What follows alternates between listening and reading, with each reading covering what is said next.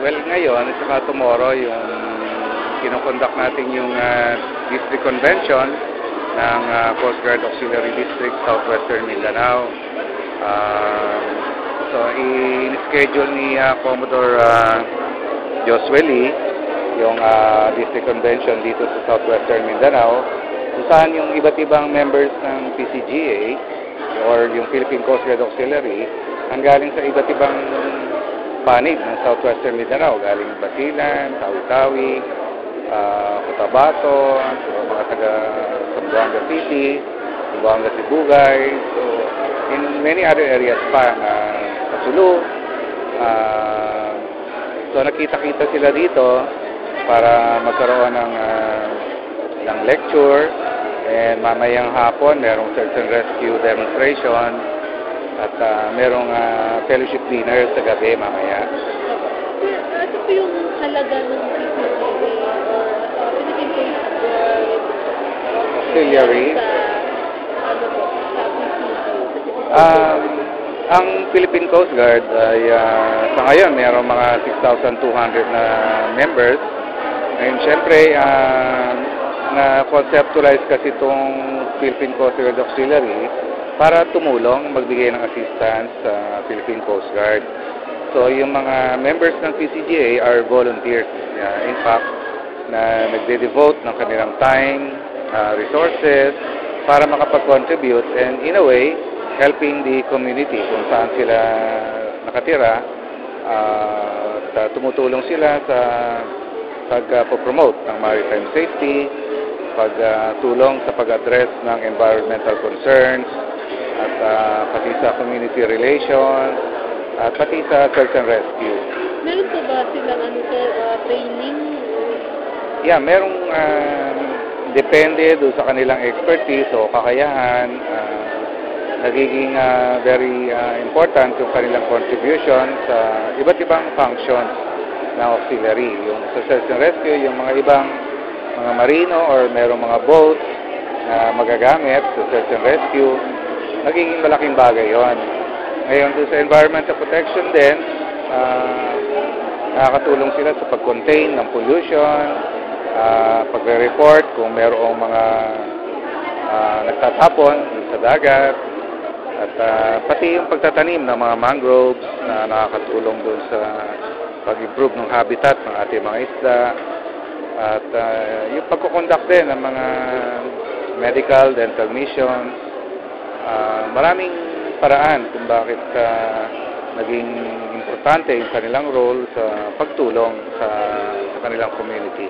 Kaagapay sila ng Yeah, oo, partners kami. Kumbaga, napakalaking tulong yung naibibigay nila para magampanan ng kabuuan ng tungkulin ng Philippine Coast Guard. Kaya kami nagpapasalamat sa mga volunteers na nagmembro ng PCGA para magbigay ng serbisyo sa kanilang komunidad. Ito sir, do they receive compensation? Ay wala. Walang salary, walang bayad. So talagang voluntaryong pagtulong lang yung kanilang ginagawa. At sila ay proud na mag-wear ng kanilang uniform. At from time to time, nagbibigay din tayo ng mga lectures o training sa kanila para mas makatulong pa sila sa mga gawain ng Philippine Coast Guard. Meron po, ano po bang benefits na natatanggap nila sa meron po? Wala, training, binibigyan namin sila ng training, walang bayad sila, tinatanggap, talagang volunteer work lang. Sabi ko nga, yung time nila, ginugugol nila sa pagtulong, at hindi sila binabayaran, sila pa ay gumagastos para lang makatulong. Masasabi niyo sa number of na nanumpa kanina? Maganda kanina, marami rin yung sumali at sana patuloy na dumami pa sila at makatulong dito sa Southwestern Mindanao. Sabi ko nga kanina dun sa binanggit kong paliwanag na dapat magkaroon ng magandang coordination ang Coast Guard Auxiliary at ang Philippine Coast Guard sa local government at other national agencies para mayroong magandang pag-address sa mga problema. Hindi nagkakadoble-doble, lahat ng bagay na dapat bigyan ng pansin ay natutugunan. At yun nga, na from time to time, nagkakaroon din ng fellowship, bonding, para nakakakilala sila at nagkakaroon ng malaking network din kung saan kung may malaking problema sa isang community or area, pwedeng tumulong yung iba din na mga miyembro ng auxiliary para ma-i-address yung mga concerns related do sa functions ng Philippine Coast Guard. Ito sir, last na sir, kamusta po ang Philippine Coast Guard dito po sa Mindanao, sa area na to sir? Well, si Commodore Laroya, yung Coast Guard District Commander, ay merong magandang ugnayan kay Commodore Lee, na siya naman Director ng Coast Guard Auxiliary sa Southwestern Mindanao.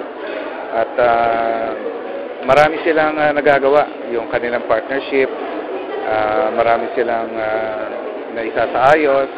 Merong ang ating Coast Guard Auxiliary dito ay merong 2 motorboat na nagagamit nila. At ito nga, ito ay papakita natin kung paano siya nagiging useful sa pagsasagip kung magkaroon ng baha gaya nung nakaraan. At pati noong mga problema pagka mayroong bagyo, yung members ng auxiliary, imbis na unahin yung kanilang pamilya, inuuna muna yung pagtulong sa iba. Sir, maraming salamat. Salamat din marami.